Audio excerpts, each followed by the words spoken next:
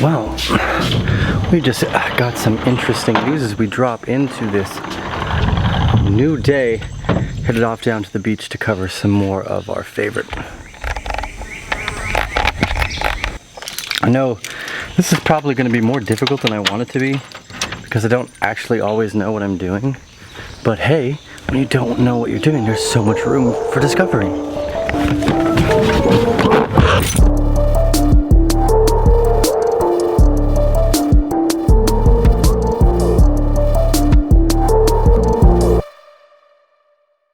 I woke up this morning to an article of China locking down its cities again.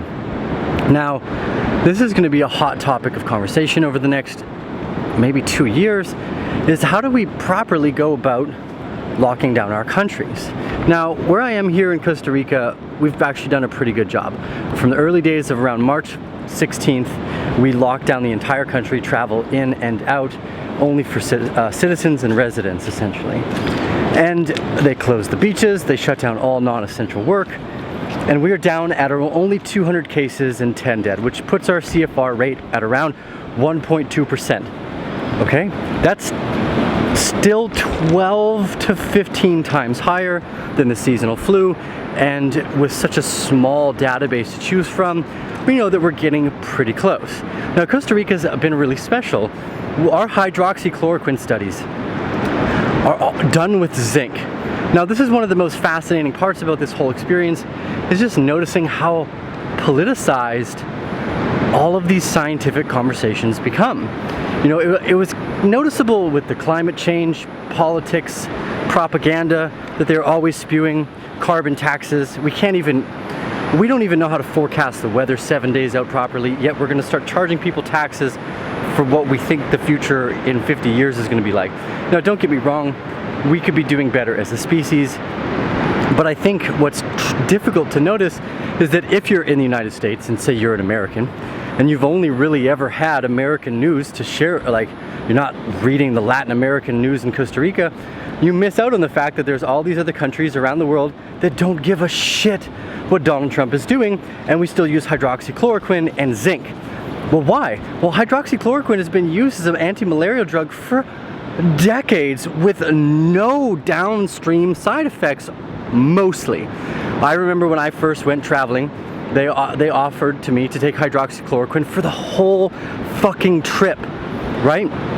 That means we have enough relevant studies to give it to a young man that can go about his day. Now, I remember reading that, yeah, you get these weird dreams and it's hard, like sometimes you might have hallucinations depending on the level of which you take, but hydroxychloroquine in general was actually really safe.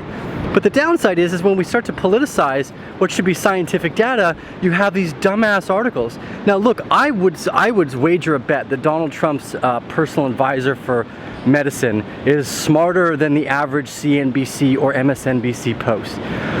There is anecdotal and ancillary evidence that says the people that were taking hydroxychloroquine for lupus and some of the other diseases that you can actually use it for, because it's a zinc ionophore, which basically means it opens up the gateway to your cells so that zinc can get inside, and that's what actually stops the replicating of the virus, is this zinc ionophore. Now, here in Costa Rica, we've kept our CFR quite low. In other parts of the world, it's up near 5 to 10%. But as the disease progresses, we've actually gotten much better at figuring out what to do. In the early days, we thought this only presented as ARDS, so we were likely killing people with ventilators. As we figured out more about how the disease progresses, we realized that it's a hypoxemic blood that's a bit more akin to something like high altitude sickness, where the blood starts to coagulate, it gets thicker, it doesn't travel around the body as freely, and we've been seeing people get strokes and heart attacks and all these weird things we never would have expected from ARDS because it's not ARDS. The ability for the disease to attack the ACE2 receptors, which is why it's more prevalent in men. Men have more ACE2 receptors in their body.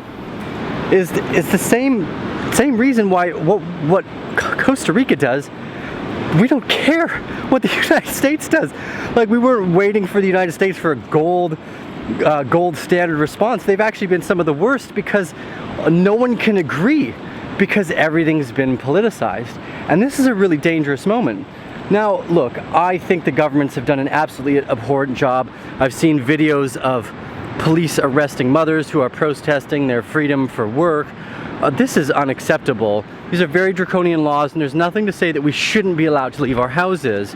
But here in Costa Rica, when we lock down, it's actually the critically minded right thing to do is to take a proper approach to care for society, because it's a fuckload easier to print money than it is to replace people, all their knowledge, all their networks, and all their contacts.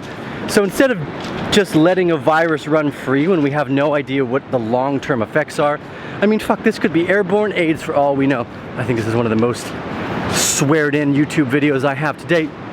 But when I zoom out and I look at all these different countries like Nicaragua north of us, they didn't do anything. And we have people that are constantly trying to escape over the Nicaraguan border into Costa Rica because we've done such a good job over here. Not only that, the Costa Rican government, who has a very high level of healthcare system, because they don't have an army. Yeah, by the way, we don't have an army here. So instead of spending money on guns and bombs, we spend money on trying to help people through higher levels of education and better Medicare systems. So people that are doing very poorly in Nicaragua are trying to escape into Costa Rica, because here in Costa Rica, we've offered to give everyone free medical service, regardless of if they're an illegal immigrant or not, because we just want to be able to contain this virus and move forward. Now that we're only down at maybe 200 cases, I have a large feeling that's growing that what Costa Rica is going to do is just leave its international borders closed until further notice, because it's a hell of a lot easier to manage your personal or your national GDP if you just stop domestic or international travel.